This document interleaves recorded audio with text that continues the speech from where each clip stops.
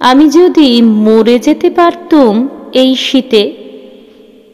গাছ যেমন মরে যায়, সাপ যেমন মরে থাকে সমস্ত দীর্ঘ শীত ভরে, শীতের শেষে গাছ নতুন হয়ে ওঠে, শিকড় থেকে ঊর্ধ্বে বেয়ে ওঠে তরুণ প্রাণরস, ফুটে ওঠে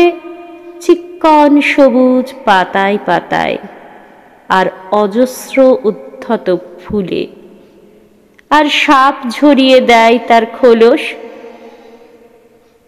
নতুন চামড়া শঙ্খের মতো কাজ করা, তার জিহ্বা ছুটে বেরিয়ে আসে আগুনের শিখার মতো, যে আগুন ভয় জানে না, কেননা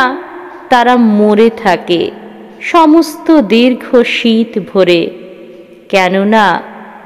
তারা মরতে জানে। যদিও আমিও মরে থাকতে পারতুম, যদি পারতুম একেবারে শূন্য হয়ে যেতে, ডুবে যেতে স্মৃতিহীন স্বপ্নহীন অতল ঘুমের মধ্যে, তবে আমাকে প্রতি মুহূর্তে মরে যেতে হতো না এই বাঁচার চেষ্টায়, খুশি হবার, খুশি করার, ভালো লেখার, ভালোবাসার চেষ্টায়।